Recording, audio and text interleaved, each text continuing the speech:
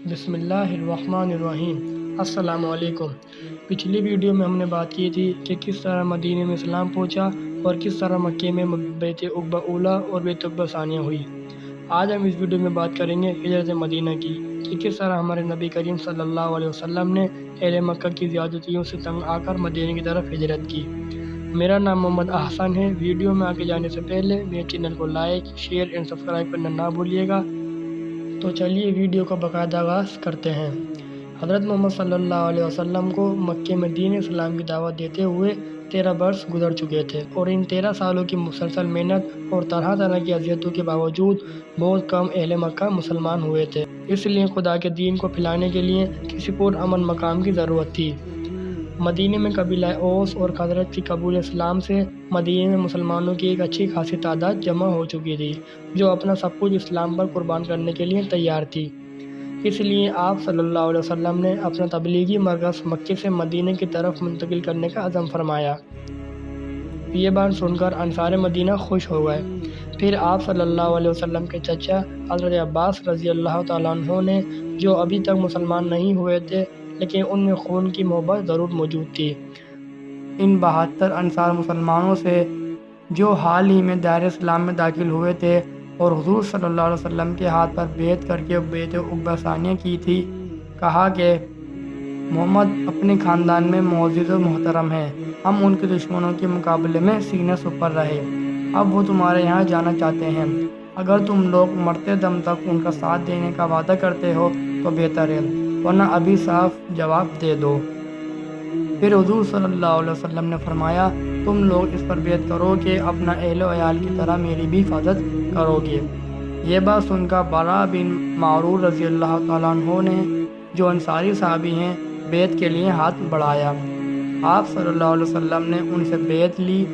آپ صلی اللہ علیہ وسلم نے جماعت انصار میں سے 12 نقیب مقرر فرما کر ان سے بیعت لی، اور پھر مدینہ میں جائے پناہ حاصل ہونے کے بعد حضرت محمد صلی اللہ علیہ وسلم نے صحابہ کرام کو ہجرت کرنے کی اجازت دے دی، اور ہجرت کا سلسلہ شروع ہو گیا۔ جب کفار کو اس بات کی خبر ہوئی تو انہوں نے روک ٹوک شروع کر دی، لیکن رفتہ رفتہ صحابہ کرام رضی اللہ تعالیٰ عنہ ہجرت کرتے گئے۔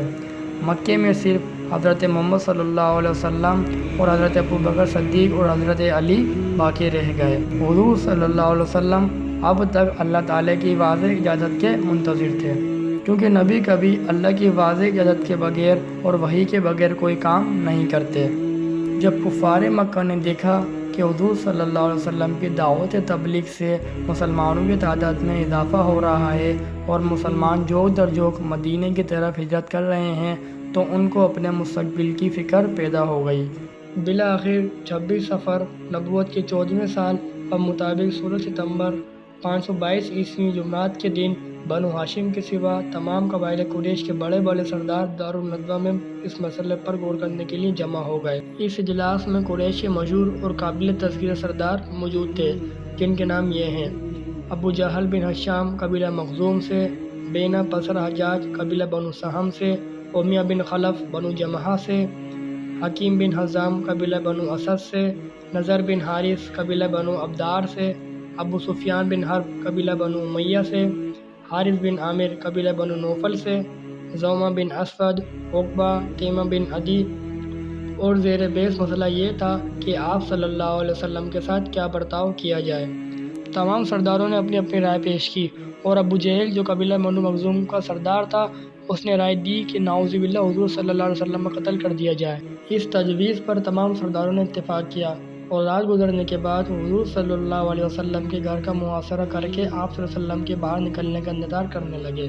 دوسری طرف حضور صلی اللہ علیہ وسلم جو اللہ کی طرف سے باقاعدہ اجازت کے منتظر تھے، تو اللہ تعالیٰ نے حضور صلی اللہ علیہ وسلم کو بذریعہ وحی ہجرت کا حکم نازل فرمایا، اور کفار مکہ کے تمام مشوروں اور ارادوں سے بھی آگاہ کر دیا۔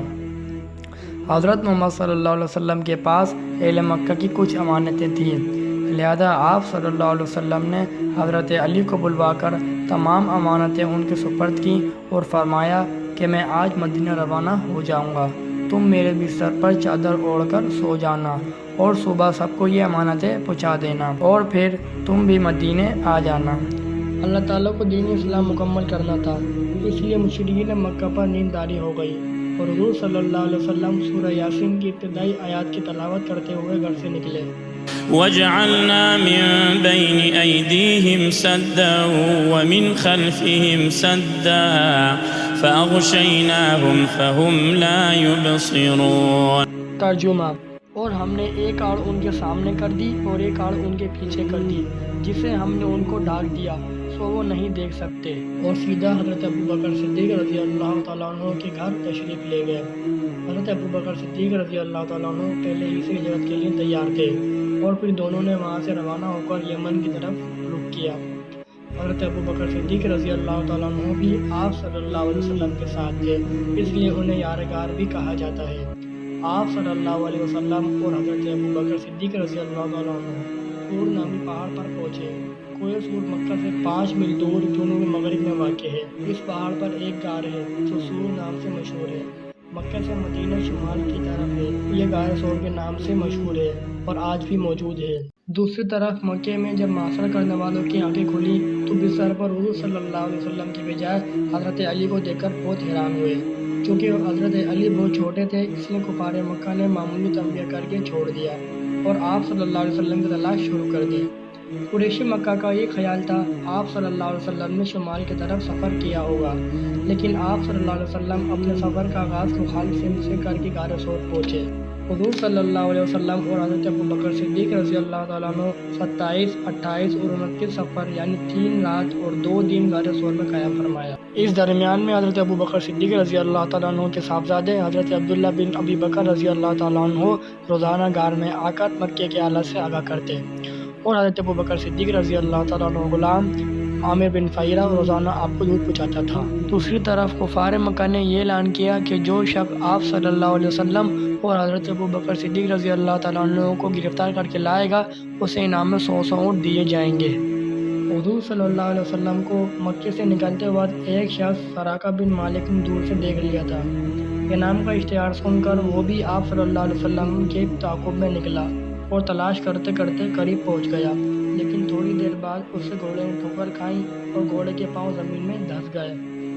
یہ پریشانی آئی تو اس نے آپ صلی اللہ علیہ وسلم کی گرفتاری کا ارادہ ترک کر دیا اور آپ صلی اللہ علیہ وسلم کے پاس جا کر کفار مکہ کے اشتہار کے بارے میں بتایا۔ یکم ربیع اول کو آپ صلی اللہ علیہ وسلم اور حضرت ابوبکر صدیق رضی اللہ تعالیٰ عنہ غار سور سے نکلے اور 8 روز کے سفر کے بعد 8 ربیع اول سن 1490 کو کوبہ کے قریب پہنچے۔ کوبہ مدینے سے چند میل کے فاصلے پر واقع ہے اور وہ مدینے کا ایک علاقہ سمجھا جاتا ہے۔ وہاں قبیلہ بنی عمر بن عوف کے لوگ آباد تھے اور اسلام قبول کر چکے تھے۔ آپ صلی اللہ علیہ وسلم کی مکہ سے روانگی کی خبر کئی روز پہلے یہاں پہنچ چکی تھی، اس لیے انصار مدینہ روزانہ صبح سے دوپہر تک بستی سے باہر نکل کر آپ صلی اللہ علیہ وسلم کے انتظار میں کھڑے رہتے تھے اور جب دھوپ تیز ہو جاتی تو اپنے گھروں کی طرف لوٹ جاتے۔ ایک دن حسب معمول انصار مدینہ انتظار کر کے واپس مایوس لوٹ رہے تھے کہ ایک یہودی نے اعلان کیا کہ جس شخص کا تم انتظار کر رہے ہو وہ آ رہے ہیں۔ یہ خبر سنتے ہی تمام کوبہ کے لوگ خوشی سے جھوم اٹھے اور آپ کا استقبال کیا۔ آپ صلی اللہ علیہ وسلم نے کلثوم بن حدم رضی اللہ تعالیٰ عنہ کے گھر پہ قیام کیا اور جمعے تک وہیں مقیم رہے، اور اسی دوران آپ صلی اللہ علیہ وسلم نے ایک مسجد کی بنیاد رکھی اور یہ اسلام کی سب سے پہلی مسجد تھی۔ آپ صلی اللہ علیہ وسلم کوبہ میں ہی موجود تھے کہ حضرت علی رضی اللہ تعالیٰ عنہ بھی مکے سے کوبہ پہنچ گئے۔ اس کے بعد 12 ربیع اول جمعے کے دن آپ صلی اللہ علیہ وسلم کوبہ سے روانہ ہوئے اور مدینہ میں داخل ہوئے۔ مدینہ کے ہر محلے میں ہر ایک خاندان کی یہی خواہش تھی کہ حضرت محمد صلی اللہ علیہ وسلم ان کے پاس قیام کریں۔ آپ صلی اللہ علیہ وسلم بنو سالم بن عوف کے محلے میں تھے کہ نماز جمعہ کا وقت آ گیا۔ آپ صلی اللہ علیہ وسلم نے وہیں ایک میدان میں 100 آدمیوں کے ساتھ نماز جمعہ ادا فرمائی۔ یہ مدینے میں آپ صلی اللہ علیہ وسلم کا پہلا جمعہ اور پہلا خطبہ تھا۔ نماز جمعہ ادا فرما کر آپ صلی اللہ علیہ وسلم اپنی اونٹنی پر سوار ہو گئے۔ قبیلہ بنو سالم بن عوف کے لوگوں نے آپ صلی اللہ علیہ وسلم کی اونٹنی کو اپنے پاس ٹھہرانا چاہا۔ اس طرح دوسرے قبیلہ کے لوگوں نے بھی اپنے یہاں جانے کا اصرار کیا اور اس طرح بحث شروع ہو گئی۔ تو حضور صلی اللہ علیہ وسلم نے فرمایا، میری اونٹنی کو نہ روکو، اس کو اللہ تعالیٰ کی طرف سے حکم مل چکا ہے، جہاں میری اونٹنی بیٹھ جائے گی وہیں میں قیام کروں گا۔ لہٰذا اونٹنی چلتے چلتے بنو مالک بن نجار کے محلے میں آ کر ٹھہر گئی۔ اس جگہ حضرت ایوب انصاری رضی اللہ تعالیٰ عنہ کا گھر تھا اور آپ صلی اللہ علیہ وسلم نے اسی جگہ قیام فرمایا، اور اسی وقت سے سن ہجری کا آغاز ہوتا ہے۔ حضور صلی اللہ علیہ وسلم نے مدینے میں ابتدائی 6 مہینوں میں 3 بہت اہم کام کیے۔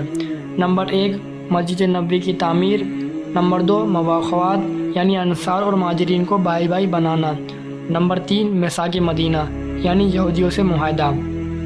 نمبر 1 مسجد نبوی کی تعمیر۔ حضور صلی اللہ علیہ وسلم نے مدینے میں تشریف لانے کے بعد مسجد تعمیر کرنے کا ارادہ فرمایا اور پھر صحابہ رضی اللہ تعالیٰ عنہ کے ساتھ مل کر مختصر اور سادہ سی مسجد تعمیر فرمائی۔ نمبر 2 مواخات۔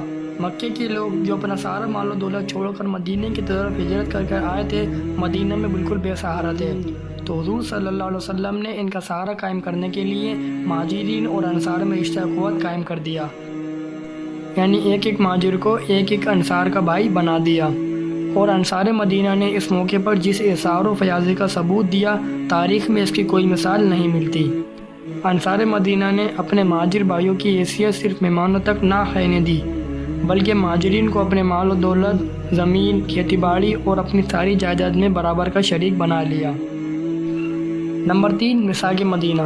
مدینے میں اوس و خزرج قبیلے تو مسلمان ہو گئے تھے، لیکن ان کے علاوہ 3 قبیلے اور بھی تھے جو یہودی و نصارہ تھے، جس میں بنو کنیقہ، بنو نذیر اور بنو قریظہ شامل تھے، جو زیادہ طاقتور اور تعلیم یافتہ تھے۔ اس لیے حضور صلی اللہ علیہ وسلم نے مدینے کے دفاع کے لیے ان یہودی قبیلوں سے ایک عہد نامہ مرتب کیا۔ اس معاہدے کی کچھ خاص شرائط یہ تھیں کہ جب کوئی بیرونی دشمن مدینے پر حملہ کرے گا تو مدینے کے تمام قبیلے والے مل کر اس حملے کا دفاع کریں گے۔ یہ معاہدہ میثاق مدینہ کہلاتا ہے۔ یہ تھی میری آج کی ویڈیو۔ امید ہے آپ کو تاریخ پر مبنی معلوماتی ویڈیو پسند آئی ہوگی، تو میرے چینل کو لائک، شیئر اینڈ سبسکرائب کرنا نہ بھولیے گا۔ بہت شکریہ۔